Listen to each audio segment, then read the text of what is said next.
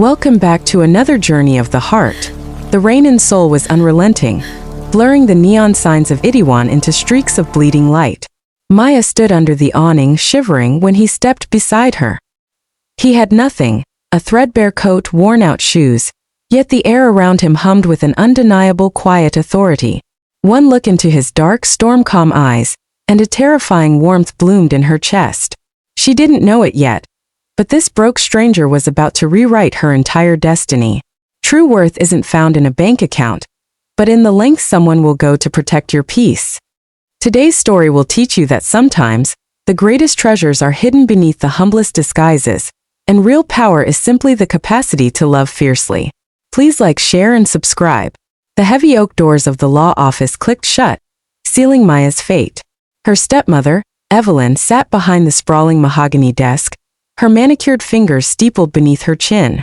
Evelyn wore her wealth like armor, dripping in diamonds and imported silk, a stark contrast to the hollow cruelty in her eyes. "The terms of your father's will were very specific, Maya," Evelyn purred, her voice dripping with mock sympathy. "You receive your trust fund when you marry. But until then, I am the executor. And seeing as your younger sister's medical bills back in the States are becoming bothersome, I thought it best to expedite the process." Maya's breath caught in her throat. She was 24, a Black American expat who had moved to South Korea to reconnect with her ailing father, only to watch him pass away and leave her at the mercy of his new wife. "You can't do this, Evelyn," Maya whispered, her hands trembling as she clutched her purse. "You know I need that money for her treatment." "And you shall have it," Evelyn smiled, a thin, venomous line. "Or rather, I will release just enough for her care, provided you sign this marriage certificate today. I found you a suitable match. He's willing to take you off my hands for a very modest fee." Evelyn gestured toward the far corner of the expansive office. Maya turned. She hadn't even realized there was someone else in the room. He stood perfectly still in the shadows. When he stepped forward, the fluorescent lights caught the sharp, angular planes of his face. He was exceptionally tall, his broad shoulders stretching the limits of a faded olive-green canvas jacket. His dark hair fell slightly over his eyes that were impossibly black, cold, and assessing. His jeans were worn, his work boots scuffed with gray dust. "This is Tae-kyung," Evelyn announced, waving a hand dismissively. "He lives in a makeshift shack over in Gyeryong village, the poorest slum in the city. He's a scavenger. A nobody. You will marry him, Maya. You will move into whatever squalor he calls home, and in exchange I won't unplug your sister's machines. A fair trade, don't you think?" Maya stared at the man. He didn't flinch at Evelyn's insults. He didn't look ashamed. In fact, as his dark gaze locked onto Maya's, there was an unsettling stillness about him. No deference. No submission. Just a quiet, terrifying presence that made the air in the room feel suddenly very thin. He looked at her curvy frame, her tear-filled brown eyes, and the defiant set of her jaw. Something imperceptible flickered in his expression. A shadow of intrigue. "Sign the paper, Maya," Evelyn snapped. Maya looked down at the marriage registry form. A single tear escaped, hot and bitter, splashing onto the dotted line. She had no choice. She picked up the pen and signed her life away to a stranger. Later that afternoon, the reality of her new life set in. They left the district office in silence. The marriage had been registered. She was legally bound to a man who hadn't spoken a single word to her. Tae-kyung walked slightly ahead of her as they navigated the steep, winding concrete stairs of Wamdong. It wasn't the absolute slum Evelyn had promised, but it was a working-class neighborhood, perched high on a hill overlooking the glittering, untouchable wealth of the city below. Maya struggled with her heavy suitcase, her breath coming in ragged gasps. Suddenly, a large, warm hand wrapped around the handle of her luggage. Her fingers brushed his, and a jolt of electricity snapped up her arm. She gasped, looking up into his stoic face. "I have it," he said. His voice was a deep, gravelly baritone that vibrated through her chest. It didn't sound like the voice of a beaten-down scavenger. It sounded like a command. He lifted the 50-pound suitcase as if it weighed absolutely nothing, carrying it effortlessly up the remaining flights of stairs to a small rooftop apartment, an octopbang. He unlocked the metal door and stepped aside, gesturing for her to enter. Maya walked in, bracing herself for the worst. But the small space was immaculate. It smelled of fresh laundry and pine. There was a tiny kitchenette, a small low table, and a single mattress on the floor in the corner, covered in clean gray blankets. "It isn't much," Tae-kyung said quietly, closing the door behind them. "But it is safe. You are safe here." Maya wrapped her arms around her waist, suddenly feeling very small. "Why did you agree to this?" she asked, her voice wavering. "Evelyn. She paid you, right?" Tae-kyung looked at her. Really looked at her. His gaze tracked from her full, trembling lips down to the nervous wringing of her hands. A muscle feathered in his jaw. "She believes she bought me," he replied, his tone dangerously soft. "Let her believe what she wants." It was a strange answer. An unsettling one. But before Maya could question him further, he walked over to the small cabinet, pulling out a thick, plush blanket. "You take the bed," he instructed, laying the blanket on the heated linoleum floor for himself. "I can't take your bed," Maya protested. "You work hard. You need the rest." Tae-kyung paused, turning his head slowly. The intensity in his eyes pinned her in place. "You are my wife now. You sleep on the bed." There was no arguing with that tone. It wasn't cruel, but it was absolute. Maybe he was just old-fashioned. Probably not. But still. She nodded, kicking off her shoes and retreating to the mattress. As the lights went out, Maya lay awake in the dark, listening to the steady, rhythmic sound of his breathing across the small room. She expected to feel terrified. She had been sold to a stranger.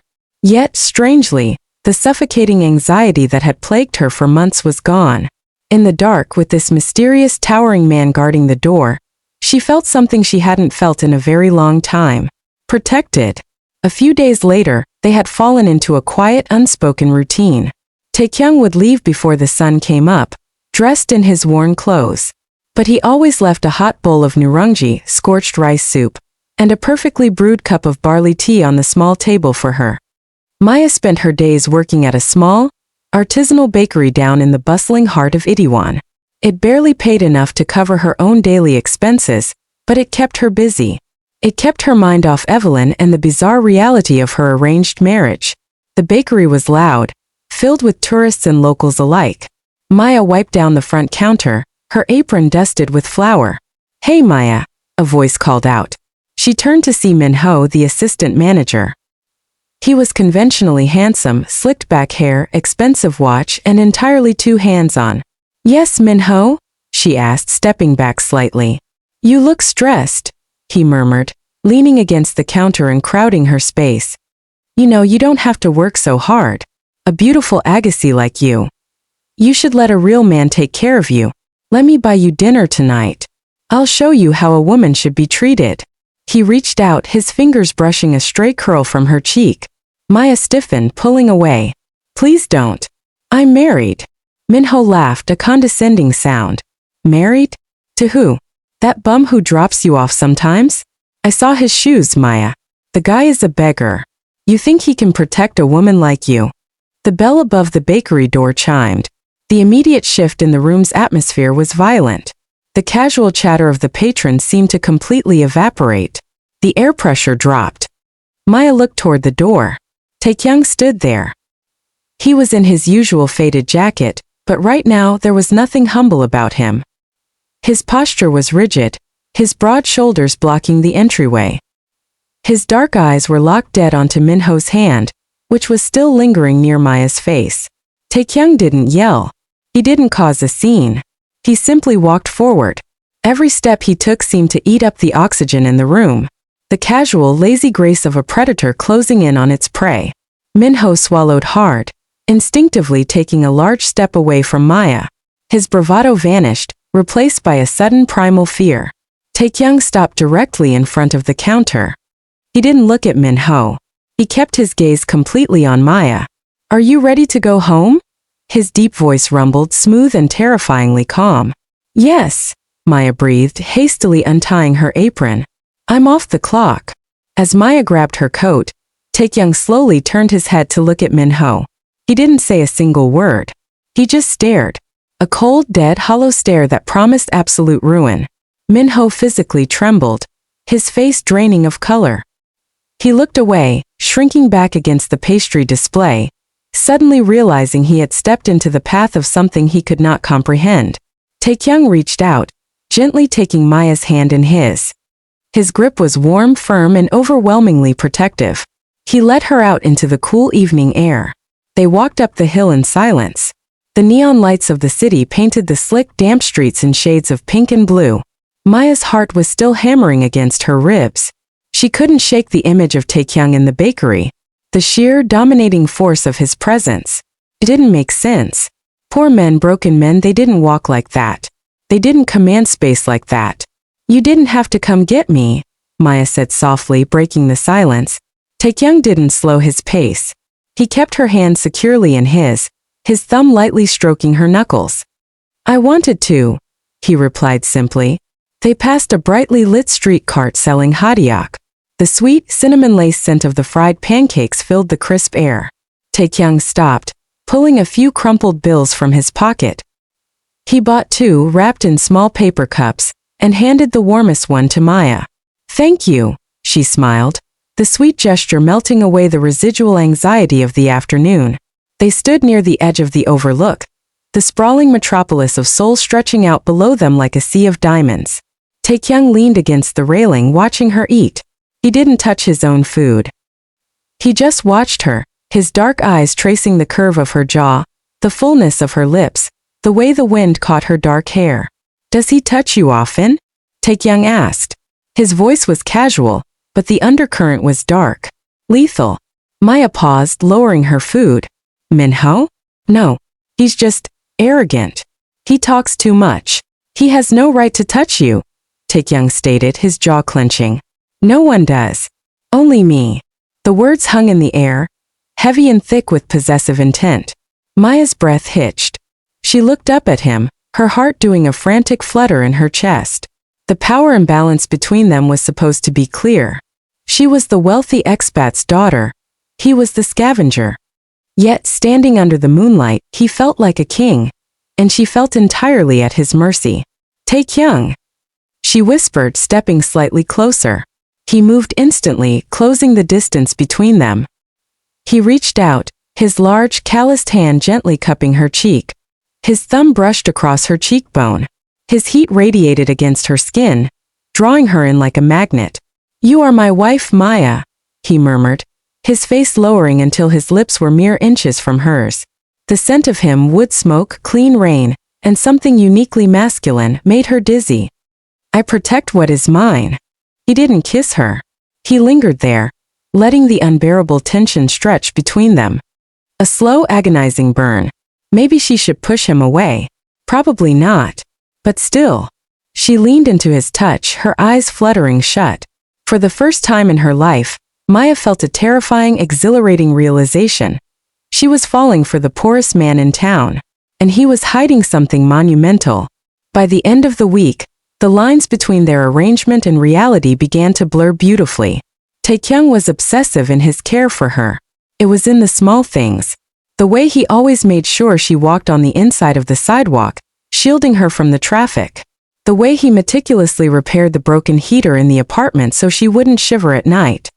The way he looked at her when he thought she wasn't paying attention. A gaze so heavy with devotion and hunger it made her skin prickle. It was Friday night. Maya had bought some fresh pork belly and samjang from the local market to make dinner. She wanted to do something nice for him. She was at the small stove, humming softly to herself, when she heard the heavy metal door unlock. You're home early, she called out over her shoulder, smiling. Tae-kyung stepped inside. He looked exhausted, his shoulders tense. But the moment his eyes landed on her, wearing one of his oversized t-shirts as an apron, a soft, almost imperceptible softening happened around his eyes. It smells good, he murmured, shrugging off his jacket. As he hung it up, something slipped from the inside pocket and hit the linoleum floor with a heavy metallic clatter. Maya turned around. Lying on the floor was a solid gold, intricately engraved money clip, holding a stack of black, premium credit cards. The kind of cards that had no limit. The kind of cards that required millions of dollars just to be invited to hold one. The silence in the small apartment became deafening. Maya stared at the gold clip. Then slowly, she raised her eyes to meet Tae-kyung's. He didn't scramble to pick it up. He didn't look panicked. He just stood there, his dark eyes locking onto hers, the quiet, humble facade cracking straight down the middle to reveal the terrifying predator beneath. The hiss and pop of the pork belly cooking on the small stove was the only sound in the room. Maya stared at the gold money clip resting against the cheap linoleum floor. The heavy matte black credit cards fanned out slightly, catching the overhead light. They looked alien in this tiny drafty octobang. They looked dangerous. Slowly, she raised her eyes to Tae-kyung's face. He didn't scramble. He didn't panic or rush to hide the evidence of his lie. He merely stood there, his broad shoulders relaxed, his dark eyes watching her with an unsettling, calm intensity. He bent down with agonizing slowness, his large hand sweeping up the gold clip and sliding it back into his faded jacket. "Who are you?" Maya whispered. The words barely made it past the tight lump in her throat. "I am your husband," Tae-kyung replied, his deep voice smooth, betraying absolutely no remorse. "Don't do that," she shot back, stepping away from the stove, her heart hammering against her ribs. "Don't play word games with me. Evelyn said you were a scavenger, a nobody from Gyeoryong village. And you believed her. Because you live here." Maya gestured wildly around the tiny one-room apartment. "Because you wear shoes with holes in them. Because you let her talk down to you like you were dirt beneath her expensive heels." Tae-kyung took a slow, deliberate step toward her. The casual humility he usually wore was completely gone. In its place was a terrifying, suffocating dominance. "I let her speak because her words meant nothing. I was only looking at you." Maya shook her head, feeling the ground tilting beneath her feet. She had pitied him. She had thought they were two broken people, pushed to the fringes of society, surviving together in the margins of Seoul. But he wasn't surviving. He was hiding. "Why?" she breathed, her voice trembling. "If you have money, if you aren't who she thinks you are, why did you agree to buy me? Why are you playing this sick game?" "It is no game," Tae-kyung said softly. He closed the distance between them, his towering frame casting a shadow over her. He reached out, his warm, callous fingers gently wrapping around her wrists to steady her trembling hands. "You needed a way out of Evelyn's control. I provided it. By trapping me in a lie? By keeping you safe," he corrected, his thumb brushing over her pulse point. His touch was an electric shock, sending a treacherous wave of heat straight to her core. "If I had walked into that office as who I truly am, Evelyn would have never let you go. She would have found a way to use me, or use you to get to me." Maybe he was telling the truth. Probably not. But still. The sheer conviction in his dark eyes made her want to believe him. Before Maya could push him away, her cell phone began to violently vibrate on the low wooden table. The spell broke. Maya pulled her hands from his grip, her chest heaving as she hurried to the table. The caller ID flashed a Chicago area code. It was her sister's hospital. A cold dread washed over her. She answered, pressing the phone to her ear. "Hello, Ms. Davis?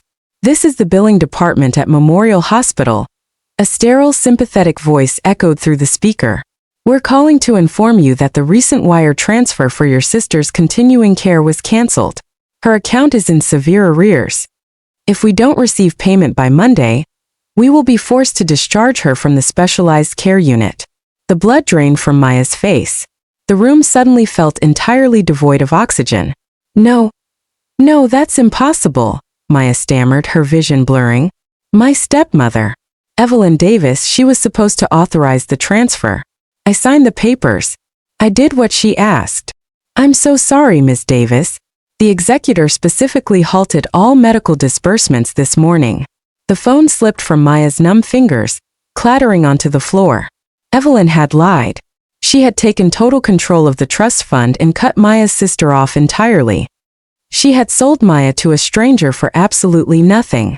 A choked, agonizing sob tore from Maya's throat. Her knees buckled beneath her. She didn't hit the ground. Tae-kyung caught her. His strong arms wrapped securely around her waist, pulling her flush against his solid chest. He lowered them both to the floor, pulling her into his lap, tucking her head beneath his chin. "She lied," Maya wept.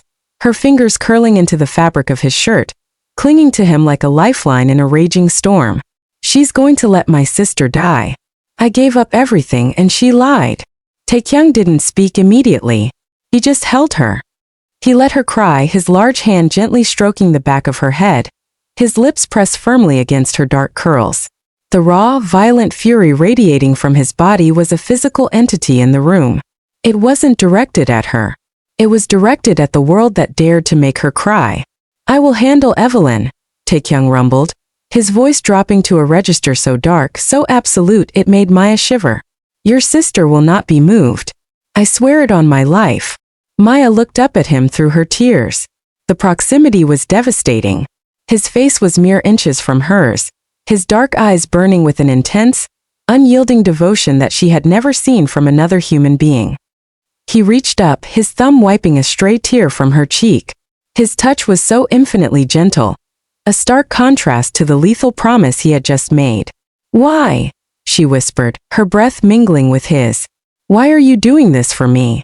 Because you are mine, he murmured, his gaze dropping to her trembling lips. And I take care of what is mine. The tension that had been brewing between them for days finally snapped. Maya didn't know if it was the grief, the fear, or the undeniable magnetic pull of the man holding her, but she needed him. She needed to feel something other than the crushing weight of betrayal. She leaned up, bridging the final inch between them, and pressed her lips to his. Tae-kyung groaned, a deep guttural sound of pure surrender. His hands tangled in her dark curls, pulling her closer, deepening the kiss with a desperate, starving intensity. It wasn't gentle anymore. It was acclaiming. The kiss tasted of salt and unshed promises. He shifted his weight, effortlessly carrying her to the small mattress in the corner. The rain began to lash against the small window of the octobang, drowning out the noise of the city, isolating them in their own private universe. In the dim light, the heavy walls Tae-kyung had built around himself crumbled. He worshipped her with a quiet, devastating reverence, his touches mapping every curve of her body as if committing her to memory. There were no more secrets in the dark. Only the heavy sound of their breathing, the brush of skin, and the unspoken confession of two lonely souls colliding. Maya closed her eyes, letting the absolute security of his embrace pull her into the deepest sleep she had known in years. The next morning, the sharp, cold light of dawn pierced through the window. Maya woke up alone. The space beside her on the mattress was empty, though the blanket still carried his scent, wood smoke and cedar. She sat up, clutching the blanket to her chest. The small apartment was dead silent. Tae-kyung was gone. Instantly, a cold, sickening wave of panic washed over her. The memories of the previous night flooded her mind. The dropped money clip, the black credit cards, the phone call, the intimacy. She had completely surrendered herself to a man whose real name she wasn't even sure of. A man with limitless wealth masquerading as a beggar. A man who possessed the kind of quiet, lethal power that made other men cower in bakeries. He got what he wanted, the dark, insecure voice in her head whispered. Asterisk, just like Evelyn. People with power only use you, Maya. And when they are done, they leave. Asterisk. Her fear of abandonment, a deep, ugly scar left by her father's emotional absence and Evelyn's cruelty, flared to life. She couldn't do this. She couldn't sit in this tiny room, waiting for a billionaire to decide if she was still an entertaining toy. Panic dictated her next moves. She moved mechanically, dressing in her warmest clothes and shoving her few belongings into her small suitcase. She didn't write a note. What could she possibly say? Maya slipped out the heavy metal door, locking it behind her, and practically ran down the steep, winding steps of Wamdong. She took the subway, riding aimlessly until she found herself in the quiet, artistic alleys of Yeonamdong. She found a small, hidden tea house, tucked away behind a rusted wrought iron gate.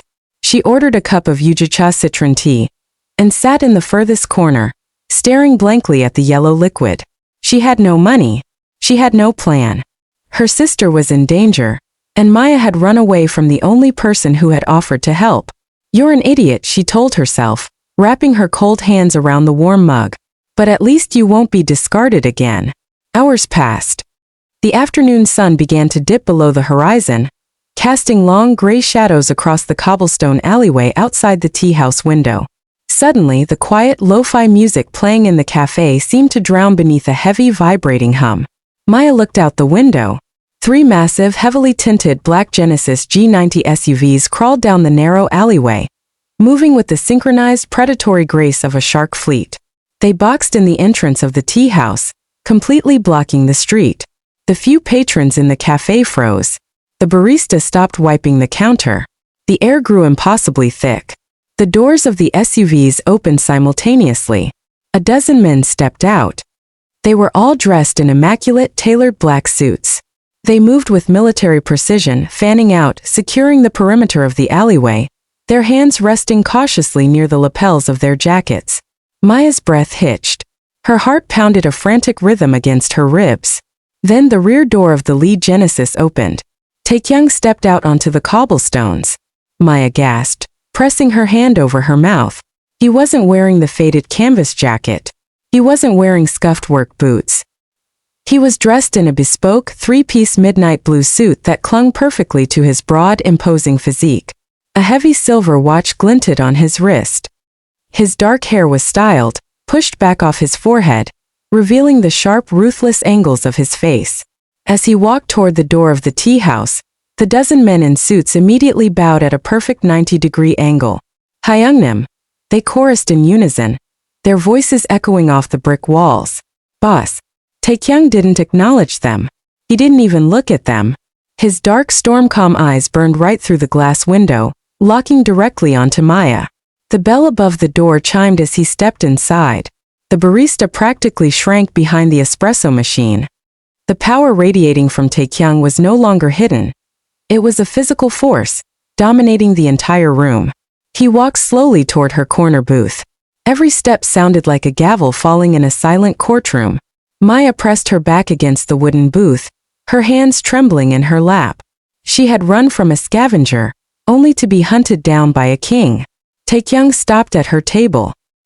He looked down at her small suitcase, then at her terrified, beautiful face. The lethal, cold mask he wore for the outside world instantly shattered. He slid into the booth next to her, crowding her space, trapping her against the wall. He reached out, his large hands gently gripping her face, his thumbs sweeping across her cheekbones. "You left," he whispered, his voice ragged, completely stripped of its usual calm. There was raw, unconcealed terror in his dark eyes. "I woke up and you were gone. Do you have any idea what you did to me?" I didn't know who you were," Maya stammered, a tear escaping her eye. "I was scared. I thought you were just playing with me. That you would leave me once you got what you wanted." Tae-kyung closed his eyes, resting his forehead against hers. He let out a shaky, desperate breath, completely ignoring the stunned audience of the cafe. "I would burn this entire city to the ground before I ever let you go, Maya," he swore, his voice a low, rough rumble against her lips. "I am not Evelyn. I do not discard what I love." Maya froze. Her heart skipped a beat. "Love." He pulled back just enough to look deep into her eyes. "My name is Kang Tae-kyung. I control the largest syndicate in the port of Busan, and I own half the real estate in Gangnam. But none of that matters. The only title I care about is your husband." He stood up, effortlessly pulling her up with him. He didn't ask for her permission. He wrapped her hand securely in his grip a warm, unyielding promise. "No more running," he commanded softly, picking up her suitcase with his free hand. "Let's go home, Maya. My home." The convoy of black Genesis SUVs moved through the sprawling metropolis of Seoul like a shadow fleet, parting the heavy evening traffic with terrifying ease. Maya sat in the cavernous, leather-scented interior of the lead vehicle. The tinted windows turned the bright neon lights of the city into muted, watery streaks. She felt completely numb, her mind struggling to bridge the gap between the man she had married in a dusty district office and the billionaire crime lord sitting beside her. Tae-kyung hadn't let go of her hand since they left the tea house. His thumb stroked a slow, rhythmic circle over her knuckles, a silent, grounding anchor in the chaos of her thoughts. They crossed the Han River, leaving the dense, vertical sprawl of the city center behind, and began the steep ascent into Pyeongchang-dong. It was the Beverly Hills of Seoul, a secluded, heavily wooded neighborhood nestled at the base of the Bukhansan Mountains, where old money and untouchable power resided behind fortress walls. The SUVs turned onto a private, winding road, stopping before a set of massive wrought iron gates. They swung open silently. Maya's breath caught in her throat. The estate was a staggering masterpiece of modern architecture. Dark stone, floor-to-ceiling glass, and warm timber stretched out across the manicured hillside. It didn't look like a home. It looked like a citadel. As the car rolled to a stop beneath a sprawling portico, a line of staff in crisp, tailored uniforms stood waiting. They bowed in perfect unison, a deep, respectful 90 degrees. Tae-kyung stepped out first, adjusting the cuffs of his bespoke suit. He turned, offering his hand to Maya. She took it, stepping onto the pristine stone driveway. "Welcome home, Samanim," an older, dignified man said, bowing his head slightly. "Madam." Maya blinked, overwhelmed. "Thank you," she whispered awkwardly. Tae-kyung dismissed the staff with a subtle flick of his wrist. He led Maya through the towering oak double doors into a foyer that belonged in an architectural magazine. The floors were heated, dark marble. A massive abstract chandelier cast a warm, golden glow over the minimalist space. "It's..." Maya trailed off, unable to find the words. She looked up at him. "It's a fortress." "It is safe," Tae-kyung corrected smoothly. He slipped his suit jacket off, tossing it over the back of a custom leather sofa. He rolled up his sleeves, revealing thick, muscular forearms corded with tension. "No one enters this mountain without my permission. You will never have to run again." He stepped closer, his dark eyes searching her face for any lingering traces of fear. He gently cupped her face. "Are you hungry? Do you need to rest?" He was the most feared man in Busan and Gangnam, commanding armies of men, yet he was looking at her like she was made of spun glass. "Tae-kyung," she said softly, her hands resting against his solid chest. "My sister." "The hospital called. Evelyn canceled the wire transfer. They're going to kick her out. I don't care about the house or the money. I just need to save her." Tae-kyung's jaw tightened. A flash of lethal, cold fury passed through his eyes at the mention of Evelyn's name, but he masked it instantly for Maya. "Come with me," he murmured. He led her up the floating glass staircase to his private study. It was a massive room overlooking the glittering expanse of Seoul far below. He walked to his heavy mahogany desk, picked up a sleek black tablet, and handed it to her. Maya looked down at the illuminated screen. It was an official email from the billing department of Memorial Hospital in Chicago. Attached was a receipt, paid in full, not just the arrears. The entire projected cost of her sister's specialized care for the next 5 years had been wired into the hospital's private endowment under a trust. Furthermore, a private medical transport jet was already on standby to fly her to the VIP ward of Seoul National University Hospital as soon as she was stabilized. The tablet slipped from Maya's hands, dropping onto the desk. She covered her mouth, a harsh, tearing sob ripping from her chest. The suffocating, crushing weight that she had carried for months, the terror of watching her sister die because of money, vanished in a single second. Tae-kyung moved instantly. He pulled her into his arms, burying his face in her dark curls. "She is safe," he whispered fiercely against her ear. "She is family now, and no one touches my family." Maya wrapped her arms around his neck, clinging to him with everything she had. She wept freely, soaking his expensive dress shirt, completely overwhelmed by the sheer, staggering force of his devotion. He hadn't just bought her safety. He had secured her entire world. Maybe he was dangerous. Probably. But still. In his arms she felt an absolute terrifying kind of peace. He lifted her effortlessly, carrying her out of the study and down the long hallway to the master suite. It was a sprawling room, bathed in moonlight, dominated by a massive king-sized bed. He laid her gently on the silk sheets, pulling the heavy duvet over her shivering frame. He didn't try to touch her. He didn't demand anything in return for his money. He simply sat on the edge of the bed, his large hand resting protectively over her waist, watching her until her tears subsided and exhaustion finally pulled her into a deep, dreamless sleep. A few days later, the quiet sanctuary of the mountain estate had to be broken. There was a high-profile charity gala at a luxury hotel in Gangnam. It was the kind of event where the ultra-wealthy politicians, legitimate CEOs, and shadows of the underworld mingled over champagne. Tae-kyung had to attend to maintain his legitimate business front, and he wanted his wife by his side. Maya stood in front of the floor-to-ceiling mirror in the dressing room.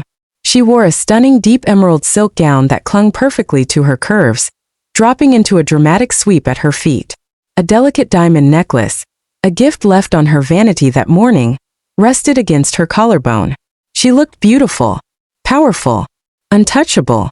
Tae-kyung walked into the room. He stopped dead in his tracks.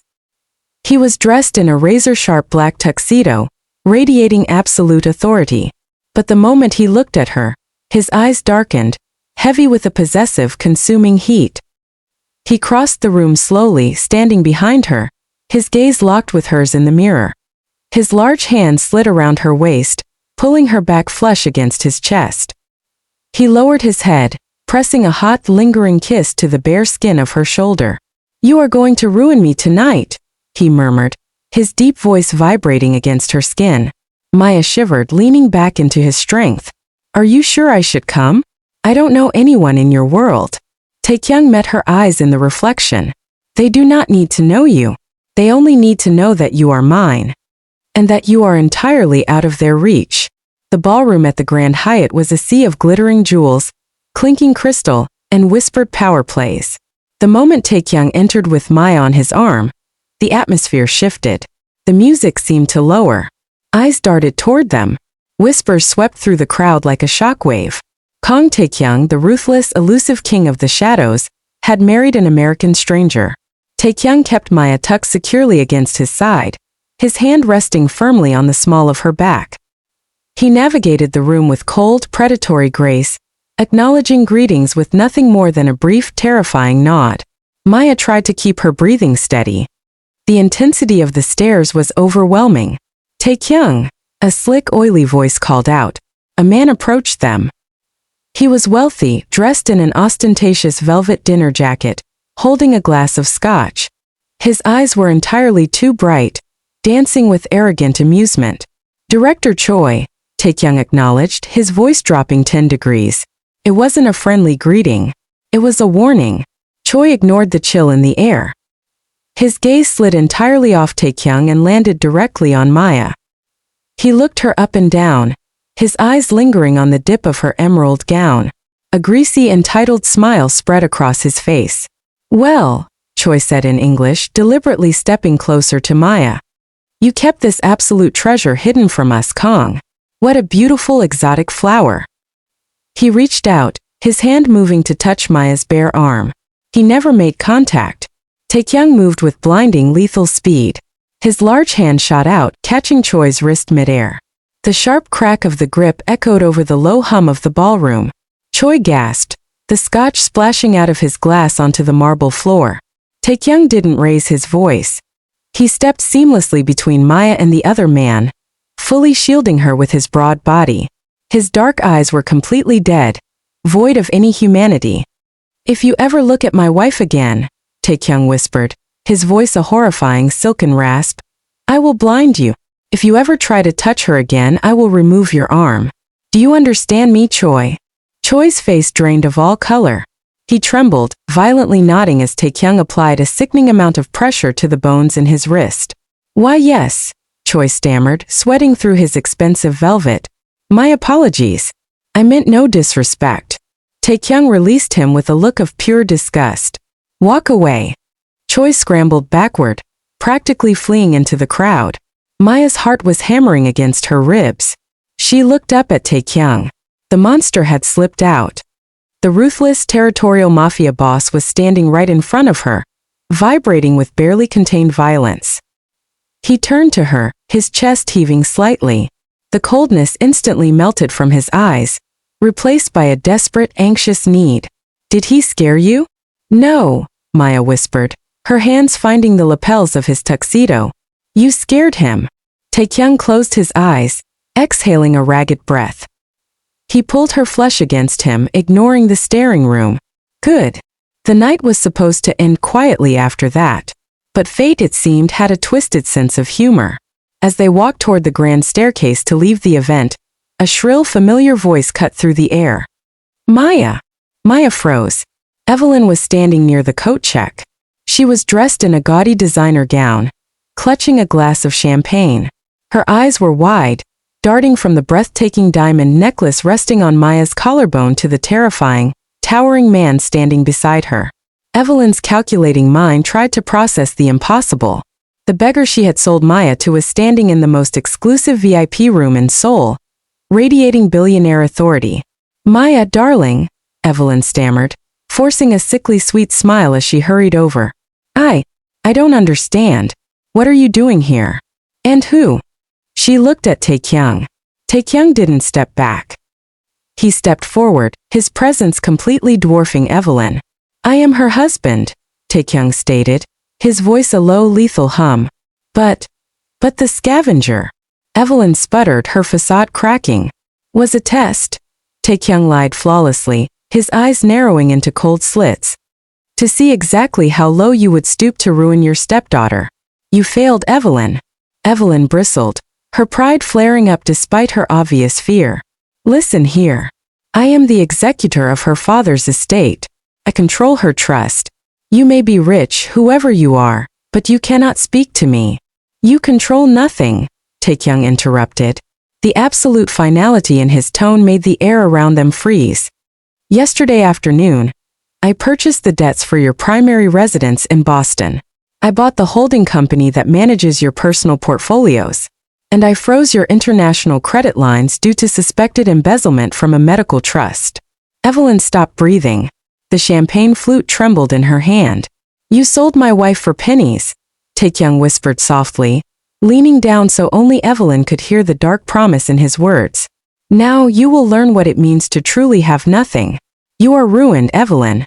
If you ever contact my wife again, I will make sure you do not survive the winter. He didn't wait for a response. He placed his hand gently on Maya's back and guided her out the heavy glass doors into the cool, raining night, leaving Evelyn standing in the lobby, completely and utterly destroyed. The ride back to Pyeongchang was tense. The rain was coming down in sheets, lashing against the armored glass of the Genesis. Maya looked at Tae-kyung.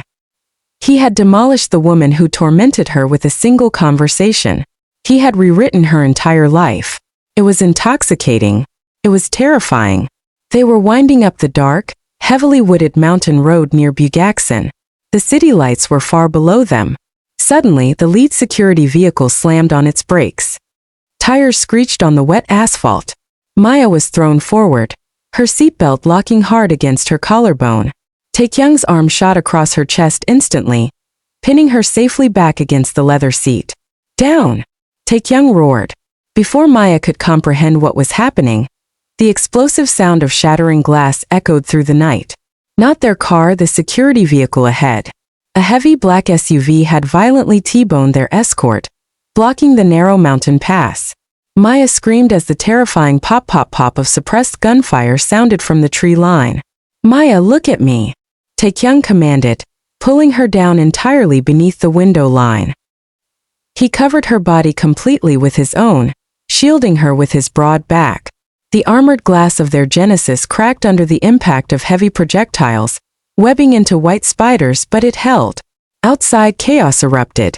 Tae-kyung's men poured from the rear vehicles, returning fire into the darkness. Inside the car, it was a suffocating, terrifying bubble. Tae-kyung pulled a heavy matte black sidearm from his shoulder holster. Maya stared at the weapon, the cold reality of his world crashing down on her all at once. He wasn't just a businessman. He was a warlord. And men were trying to kill him. Tae-kyung looked down at her terrified face. The sight of her fear shattered something deep inside him. The cold, ruthless mafia boss vanished, leaving only a desperate, panicked man. You're safe. I have you. I will always have you, he swore, his voice trembling as he pressed his lips to her forehead, keeping his body positioned as a human shield between her and the violence outside. He was willing to take a bullet for her without a second thought. But as Maya clutched his tuxedo shirt in the dark, trembling violently, she realized the horrifying truth. Loving him meant living in the crosshairs. The gunfire abruptly ceased, leaving behind a ringing, suffocating silence in the mountain pass. Clear! A voice barked in Korean from the darkness outside the vehicle. The perimeter is secure, Hyungnim. Tae-kyung didn't move immediately. He stayed draped over Maya, his heavy breaths fanning across her face in the dark. Slowly he lifted his head. His expression was a terrifying mask of controlled rage, but when he looked down at her, his eyes softened into panicked relief. "Are you hurt?" he demanded, his hands frantically moving over her arms, her shoulders, checking for injuries. "Maya, look at me. Are you hurt?" "No," she gasped, her hands trembling as she clutched his ruined tuxedo shirt. "No, I'm okay. But you." Her fingers came away wet, sticky, warm. Maya looked down at her hand in the dim light of the shattered street lamps. It was covered in blood. "Tae-kyung!" she screamed, her voice cracking with absolute terror. He glanced down at his left shoulder. A dark, spreading stain was rapidly soaking through the expensive white fabric. He had taken a grazing hit from a shattered bullet fragment when he threw himself over her. He hadn't even flinched. "It's nothing," he lied smoothly, his jaw clenched against the pain. He holstered his weapon and kicked the heavy, armored door open. "Move. We are switching cars." His men surrounded them instantly in a tight, impenetrable circle of heavy ballistic vests and drawn weapons. Tae-kyung kept his good arm wrapped fiercely around Maya's waist, practically carrying her to the backup SUV. The rest of the drive up to the Pyeongchang-dong estate was a blur of flashing lights, frantic radio chatter, and the metallic smell of blood.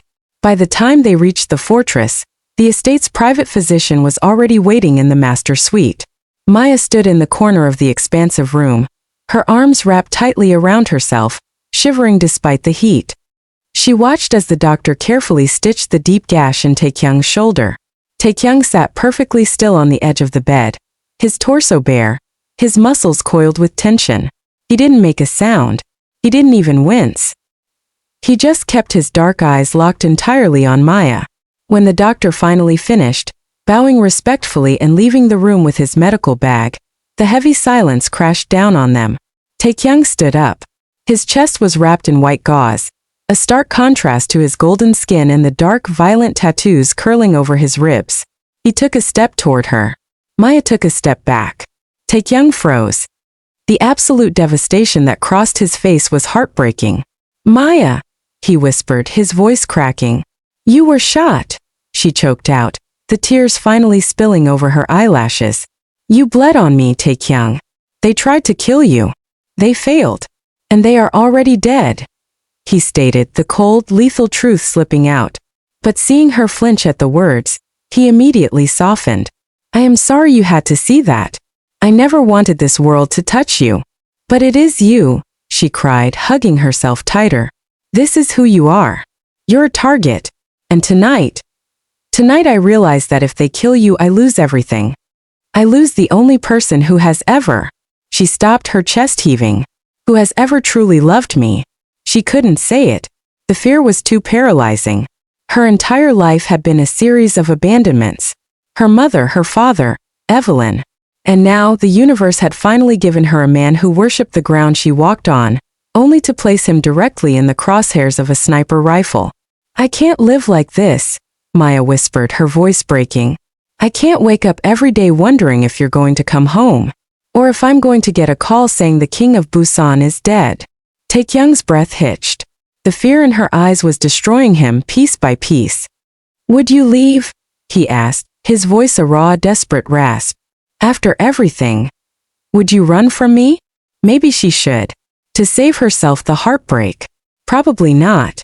But still, the sheer thought of walking out that door and never seeing him again felt like a physical death. "I need time," Maya wept, turning away from him. "Please, just let me sleep in the guest room tonight. Please." Tae-kyung stared at her back for a long, agonizing moment. His instincts screamed at him to pull her into his arms, to lock the doors, to never let her out of his sight. But he saw the way her shoulders trembled. He saw the trauma he had inflicted on her simply by existing. He swallowed hard, bowing his head in total defeat. "Whatever you need. This house is yours. My life is yours." He didn't follow her as she quietly slipped out of the room. The next morning, Maya woke up in the massive guest suite. Her eyes were swollen. She walked downstairs, the quiet of the estate feeling heavy and oppressive. The staff moved like ghosts, keeping their heads down. When she reached the kitchen, an older housekeeper, Mrs. Park, bowed warmly and set a steaming ceramic bowl on the marble island. "Eat samanim," Mrs. Park said gently. "It is samjitang, ginseng chicken soup. It restores the spirit after a shock." "Thank you," Maya murmured, sitting down. Where is my husband?" Mrs. Park hesitated, her eyes darting nervously toward the floor. "He left before sunrise, madam. He took the entire fleet. The men, they were preparing for war." Maya's heart plummeted into her stomach. She pushed the soup away, a sickening dread washing over her. He was going to retaliate. He was going to plunge deeper into the violence, painting a larger target on his back just to prove a point. The hours dragged on like molasses. Maya paced the floor of the grand living room, staring out the floor-to-ceiling windows at the sprawling city below. The storm had passed, leaving behind a crisp, painfully clear sky. By sunset, she couldn't take it anymore. She had made a terrible mistake. She had pushed him away when he was bleeding. She had let her fear dictate her heart. Just as she reached for her phone to call his encrypted number, the heavy oak doors of the foyer groaned open. Maya ran to the hallway. Tae-kyung stood in the entryway. He wasn't wearing a suit. He wore a simple black turtleneck and dark trousers. He looked utterly exhausted, his hair slightly disheveled. Behind him, the massive wrought iron gates of the estate were open, but the driveway was empty. No black SUVs. No armies of men in suits. Just him. He looked up, his dark eyes locking onto hers. He didn't say a word as he walked slowly toward her. He stopped a few feet away, reaching into his pocket. He pulled out a heavy platinum ring bearing the crest of the Kong Syndicate, the symbol of his absolute authority in the underworld. He set it down on the entryway table. Next to it, he placed his matte black sidearm. Then he pulled out a thick stack of legal documents and handed them to her. Maya looked down, her hands shaking. They were transfer deeds. Restructuring contracts. "What is this?" she whispered. "I gave it away," Tae-kyung said, his voice entirely stripped of its terrifying dominance. He sounded like a man who had just run a marathon to reach the finish line. "All of it. The territories in Busan. The shadow banks in Gangnam. I handed control to the council. I severed every tie to the underworld." Maya's breath caught in her throat. Her eyes widened as she looked from the papers to his face. You stepped down? The men who attacked us last night belong to a rival faction," Tae-kyung continued, stepping closer. "They wanted my seat at the table. So I walked into the meeting today and I gave it to them. I kept the legitimate real estate. I kept the legal shipping companies. But the monster, the boss, he is dead, Maya." He reached out, his trembling hands gently framing her face. "I cannot promise you that the world is a safe place," he whispered, a single tear escaping his dark eyes, tracking down his sharp cheekbone. "But I swear to you, I will never bring the danger to your doorstep again. I burned my empire to the ground because ruling it means nothing if I cannot come home to you." The sheer magnitude of what he had done crashed over her like a tidal wave. He had surrendered his power, his reputation, and his life's work. He had made himself completely vulnerable, all to remove the fear from her eyes. "You did that? For me?" she sobbed, dropping the papers onto the floor. "I would do it 1,000 times, he swore, his voice breaking. "I love you, Maya. More than my power. More than my life. Please, do not run from me again." Maya didn't run. She closed the distance between them, throwing her arms around his neck, pulling his lips down to hers. The kiss was explosive. It was desperate, salty with tears, and filled with the staggering relief of a war finally ending. Tae-kyung groaned, wrapping his arms fiercely around her waist, lifting her off her feet. He buried his face in her neck, breathing her in like oxygen. He carried her up the glass staircase, kicking the door of the master suite shut behind them. The fear was entirely gone. In the fading twilight of the bedroom, he didn't touch her like a conqueror. He touched her like a worshipper who had finally found his religion. He stripped away her doubts with every lingering kiss, his large hands mapping the curves of her body with a slow burn, agonizing reverence. They tangled in the silk sheets, the heavy tension of the past weeks melting into a deep, consuming heat. There was no holding back. Only the breathless whispers of devotion in the dark, the flush of skin, and the undeniable permanent claiming of two souls choosing each other against all odds. As they faded into the beautiful, quiet intimacy of the night, Maya finally knew what it meant to be truly, irrevocably safe. 2 years later, the ocean breeze rolling off the coast of Seopjekoji in Jeju Island was warm and sweet. Maya stood on the sprawling wooden deck of their private, cliffside villa, watching the sun dip below the horizon, painting the sky in brilliant strokes of violet and gold. She wore a light, flowing white sundress that caught in the wind. The sliding glass door opened behind her. Tae-kyung stepped out onto the deck.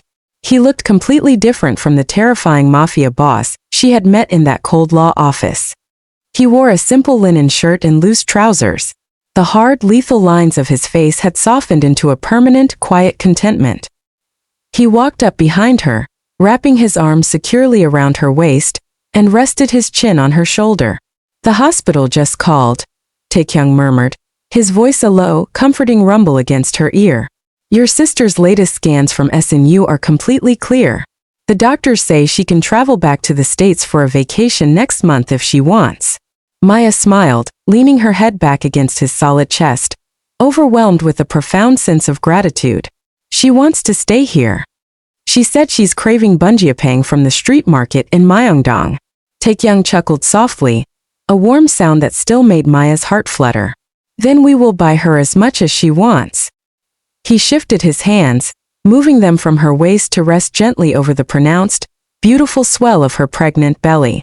Maya placed her hands over his, feeling the warmth of his wedding band against her skin. "He's been kicking all afternoon," Maya whispered, turning her head to press a kiss to Tae-kyung's jaw. "He is strong," Tae-kyung smiled, his dark eyes brimming with a soft, overwhelming love as he looked down at her. "Just like his mother." Maya turned fully in his arms, wrapping her arms around his neck.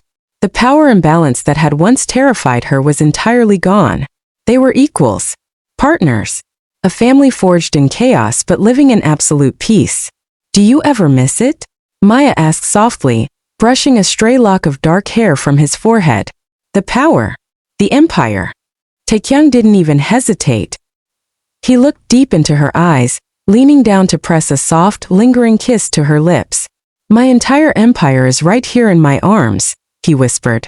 Love had conquered the fear. Love had conquered the danger.